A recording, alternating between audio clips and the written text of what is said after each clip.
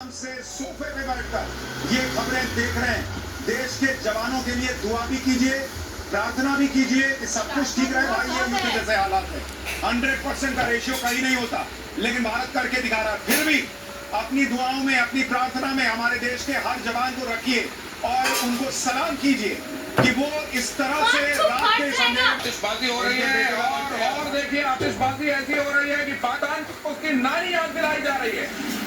आगे फिर जरा किसमें कितना है दम, जम के रखना कदम मेरे भाई। बहुत बड़ी खबर, अमेरिका ने पाकिस्तान को हड़काया है, तुरंत पीछे हटो।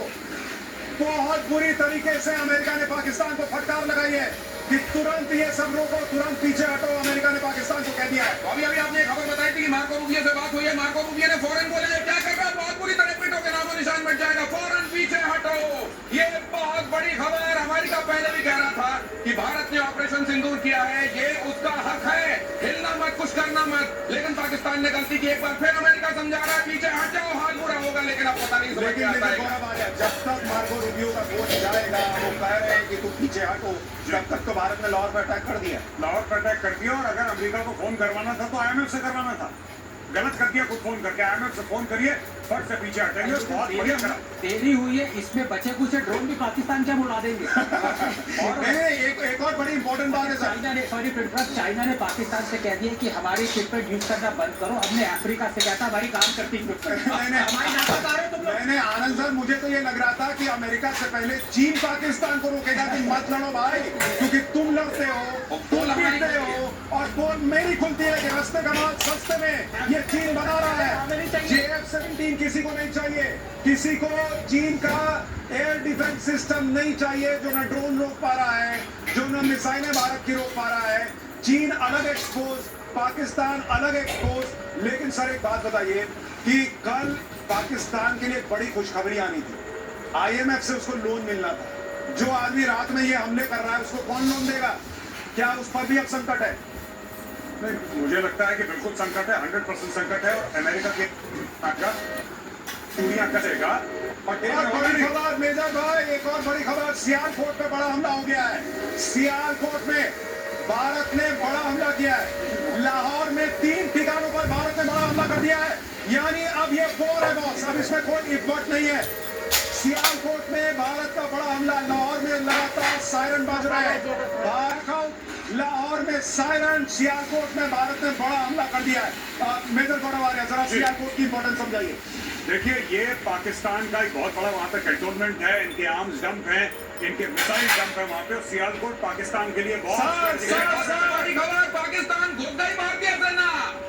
ये बॉर्डर पर भीतर दाखिल हो गई भारतीय सेना।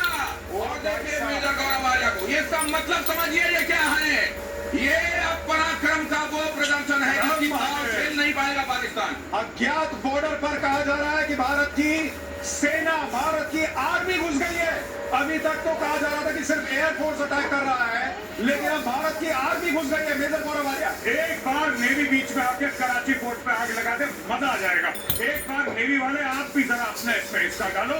आर्मी अंदर घुस गई है पाकिस्तान में। INS विक्रांत है, वहां से करिए 15-20 BrahMos fire, set fire to the Karachi port. आग लगा तो कराची में फूंक डालो पूरे शहर। मेजर गौरव आर्या, क्या आपको लग रहा है पाकिस्तान का नक्शा बहुत बुरी तरह बिगड़ने वाला आज रात? मैं बता रहा हूँ, आज की रात देखना कयामत की रात है पाकिस्तानियों। सो मत जाना, आज की रात को कयामत की रात है। तुम्हारे सर पे मौत का नंगा नाच हो रहा है। नहीं सो जाओ, लेकिन एक आंख खुली रखो। नहीं, पाकिस्तान के जितने बच्चे आज घर पे अपना मैप बनाने का प्रैक्टिस कर रहे हैं, आज भर रुक जाओ बेटा, आज भर रुक जाओ या 2-3 दिन और रुक जाओ, तुम्हें मैप फिर से सीखना पड़ेगा। ऐसी स्थिति बन रही है। मीरा जी आपको जोड़ना चाह रही है। सुशांत जी बहुत बहुत अभिनंदन। भारत माता की जय। ये ललकार के साथ जय हो गया। जैसे अभी मेजर गौरव आर्य सर भी बोल रहे थे कि जैसे ही हमारा INS विक्रांत से हो, बाकी बच्चों के जो F-16 उन्होंने वहाँ पे ग्वादर में डाल रखे। अरे मीरा जी, आप कह रही थी S-400 का मिसाइल बड़ा महंगा आता है, ड्रोन पे क्यों खर्च करना? अरे भाई, भारत तेरा खुला खर्च करो, इनको कंगाल कर देना है, उसके लिए सोचने की जरूरत नहीं है। हमारा जो महाराजा रंजीत सिंह का लाहौर है वो बहुत जल्दी वापिस हमें मिलने वाला है। और कुछ गिनती के समय बचे हुए हैं और ये खुशी अभी सभी पूरे भारतीयों को बहुत जल्दी दिखने वाली है।